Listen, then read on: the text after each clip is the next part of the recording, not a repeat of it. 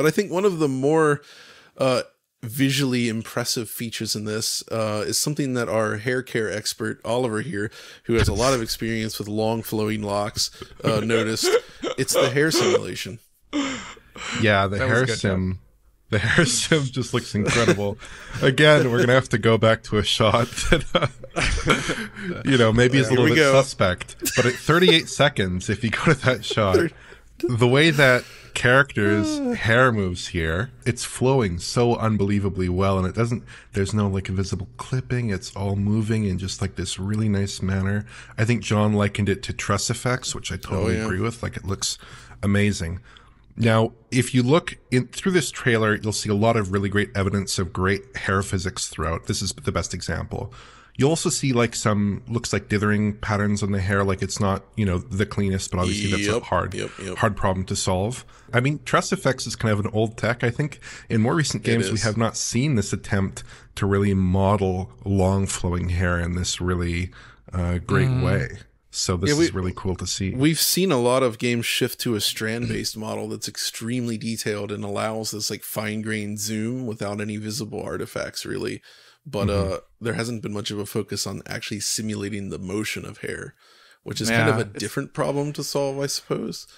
It is. It's really only been the FIFA games, but they have a limit to hair length, I think. The reason for a game like this, and it was when they were doing Star Citizen presentations years ago, they mentioned that one of the things about you can get like one character in a scene with like strand-based hair, and then you like, what about the other characters, right? Like, one, you have to have the art to do that, and then two, you have to have the performance. So I'd be curious how they're doing it here. If it is like strand-based, it doesn't look at. Maybe it's I actually don't think it doesn't necessarily look strand-based, and I think that's why it's kind of artifacty.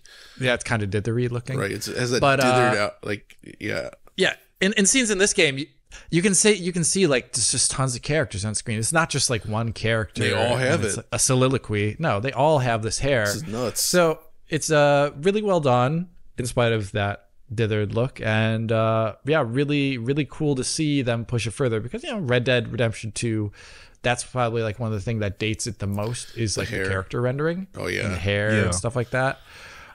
So the beard looked okay in the game, but it didn't move or anything. One other really cool shot here is at 52 seconds, again, that green truck where you see this guy with just this crazy like dreads, and his hair is just going nuts in the wind.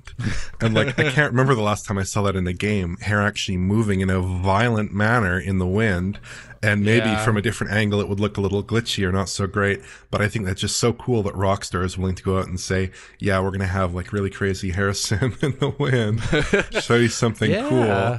You haven't seen it in a while. Awesome. There's usually some like restraints to prevent that. Like, it can only go like so far horizontal, or self-intersections don't occur, so you want to have like it not move too much. But then of course there's the characters, right, Alex, that are like, the characters look really good, but it's obviously very clearly going for like stylized realism rather than actual like photorealism. Yeah, 100%. It's a little bit in the proportions of some aspects of the face, a little bit like everyone looks a little bit, I don't know how to describe it.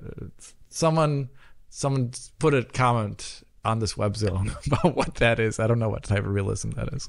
I think the eyes in particular are a little bit more prominent in the face, and then you have like this super smooth skin on all the characters, like relatively blemish-free skin. And I kind of contrast this, because I think this is really good looking rendering, right? Just because it's stylized doesn't mean it doesn't look great. But if you look at something like, The Matrix Awakens, that's going for a very photoreal look, right? Still great looking rendering, fantastic looking rendering, very photoreal. This looks great. Alan Wake very 2, stylized. Alan Wake, Alan Wake 2 as well. Looking at it again, like at the prison section right at the beginning of the video, the rendering kind of reminds me of Spider-Man, Insomniac's games, where they have these very detailed characters, but they're very clearly not designed to look like real, right? That's kind of what this reminds me of. And by the way, that I guess corrections officer or whoever it is at the beginning there, when parole officer, when she turns around and then goes into the office there and she's sitting at the desk, her hair, that's incredible. Like the way they've got all the little curls in there and everything bobbing around so realistically, like that kind of hair done at that level, that's awesome. That genuinely looks amazing. All the hair in this game looks absolutely killer.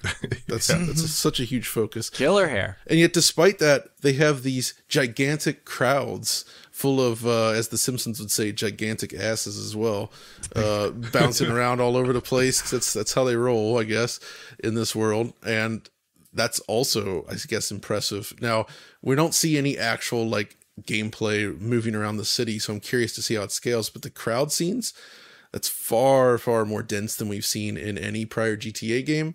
And due to the nature of what Red Dead Redemption 2 was, we never really saw any truly crowded scenes in that game either, right? Mm-hmm. So, in comparison to, I mean, what do you think on this, Oliver? I think it's pretty interesting what we're seeing here. Yeah. I mean, I think that, like, when you look at some of these scenes, like at 22 seconds, you do see, like, huge crowds, like 50 plus people in a given space, in a given frame of the camera. And that's just so intense. I have to wonder, like, maybe this is a bit of that vaunted current gen CPU power being put to good use, because I don't know that we've seen really that big increase in scale of simulation. But here it looks like maybe we're seeing that. And that could maybe also suggest that, hey, this might not be a 60 FPS experience either, because this is really intense stuff, right?